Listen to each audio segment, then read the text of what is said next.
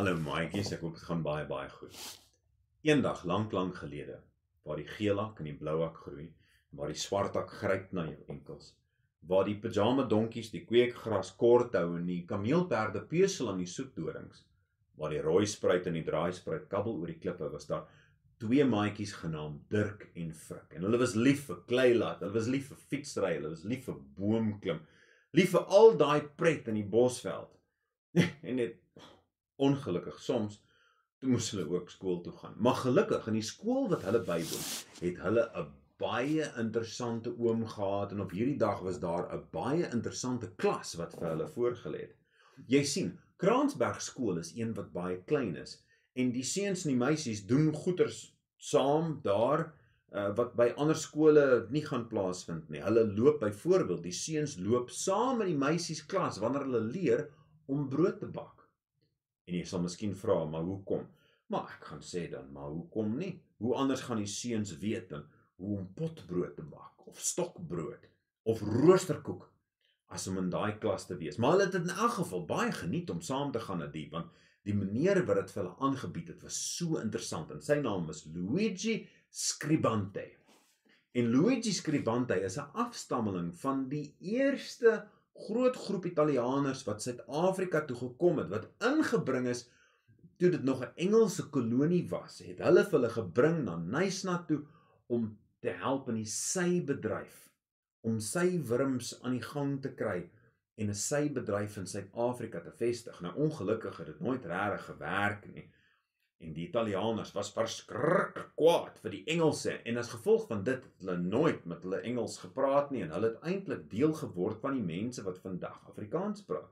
So Luigi Scribante, wat 'n afstammeling is van hulle, praat net Italiaans en Afrikaans, maar hy praat dit met 'n aksent, want hy het die hele tyd Italiaanse gepraat tot baie laat in sy lewe. Hy het dan nou praat soos dit, en hy verduidelik vir die kinders, wanneer jy 'n brood te bak, jy moet lief wees vir die beslag, jy moet lief wees vir die deeg, jy maak die mengsel reg, en hy verduidelik van hoe om die mengsel te maak, soveel meel, soveel gis, soveel water, so klein bietjie sout saam met dit, en hy verduidelik vir hulle van hoe jy daai mengsel in mekaar sit, en dan jy moet die brood te knie, en jy moet hom goed te knie. Nou jy gebruik nie jou knie as jy die brood knie nie, jy gebruik jou hande.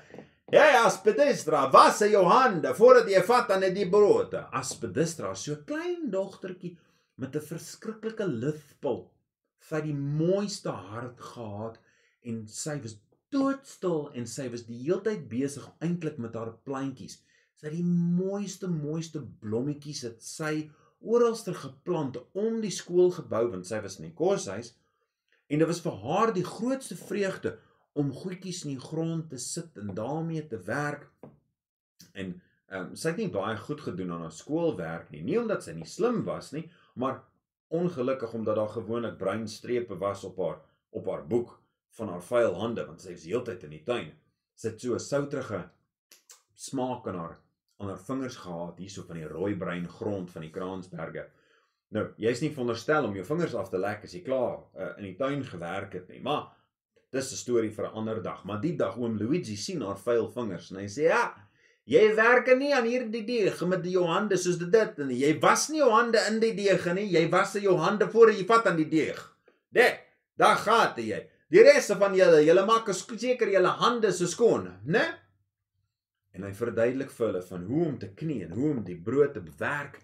En hy sê en hy sien daar so van die manne se hande was besig om warm te word, en hy plak die deeg aan dit vas. En hy sê, nee, as jy daar soos dit, jy probeer nie dit van jou hand af te kry nie, en jy maak nie jou hand te nat nie, jy maak dit te droog, jy vat 'n klein bietjie meel, let wel wat ek sê, baie belangrik, nota bene, jy vat 'n klein bietjie meel en jy vryf dit aan. En dan kom die deeg af, en dan jy kan dit weer knie, en dan jy knie verder, kom, werk, as sê, pronto, laat ons gaan. En hy kry vir hulle om almal daai deeg uit te knie, en dit vorm op die regte manier, en hy sê toe vir hulle op 'n sekere stadium, maar goed, ek is tevrede, dis reg, julle moet nou hierso die brood laat rus, die brood hy moet nou 'n bietjie van 'n siesta geniet, soos hulle sê in Spanje. Jy laat die brood rus. En nou, die gisse gaan werk, en die gis gaan doen wat jy nie kan doen nie. Hy maak dit dat die brood so gaan swel. Goed, is almal tevrede met hoe hulle brood lenk? Ons sien julle nou 'n bietjie later. Geniet julle pouse, en daar gaan hulle uit vir pouse. En net soos hulle by die deur uitstap, toe vra Dirk vir meneer Luigi, meneer, so hoe meer mens die deeg knie, hoe beter is die deeg. En Luigi het sy aandag was afgetrek, en hy het net daar gesê, ja, jy moet die deeg ordentlike knie, ja, ordentlike knie, ekskuus, kom maar nou, en hy is daar so weg. En Dirk besluit, hy gaan verder hierdie brood gaan knie, want hy wil die beste brood hê. En hy gaan en hy werk die brood, en sy hande word warm, en die deeg begin om te plak, en hy vat 'n bietjie meel en sit dit by, en dit kom af, en hy gaan weer, en weer word sy hande so warm, en die deeg begin om te plak, en hy sit nog meel by, en hy werk dit daar so vir nog 'n ruk, en is vir 'n lang tyd, dan is hy besig. Maatjies, en toe Dirk uiteindelik uitgaan pouse toe kon hy vir darm 'n kort rukkie bietjie raak rugby speel met die res van die maatjies, en hulle gaan na hulle volgende klas. Dit was ietsie wat onbelangrik soos Engels of iets soos daai, en net om die brood genoeg tyd gee om te reis, en toe kom hulle terug. En hulle kom aan die klas ingestap, en die tweeling, Rachel en Rebecca se brode, staan so pragtig. En elkeen van hulle het 'n R bo op dit sommer gesit. Weet jy, so nou vir die mooi. Dit is ongelukkig is ons nog nie seker wie se is wie nie, want dit is Rachel en Rebecca vir albei, maar die brood lyk te pragtig, en selfs Marnus se brood lyk goed, en Magnus sin ook, en Dani, en Jolanda, en Amanda, en Frik se brood lyk fantasties. En daar is Dirk se brood. En hy's bietjie kleiner as die res. Dis asof hy nie gereis het nie.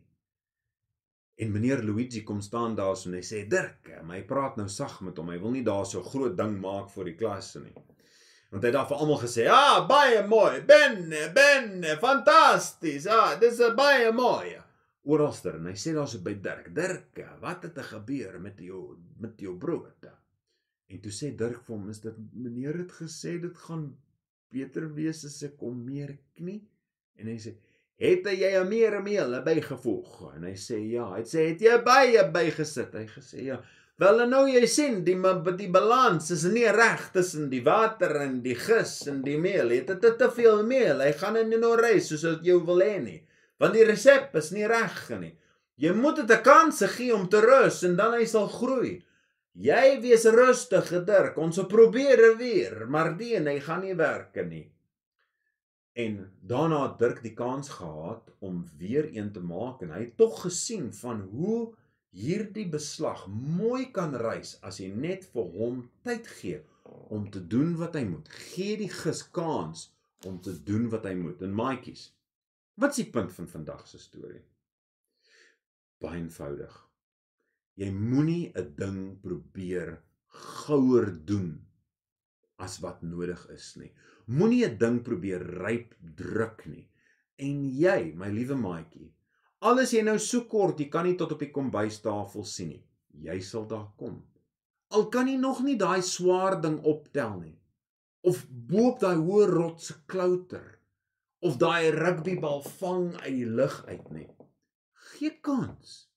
Jy sal groei. Jy sal groter word.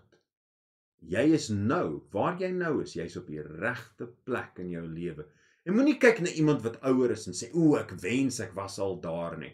Jy sal daar kom. Geniet waar jy nou is in die lewe. Kom ons bid saam.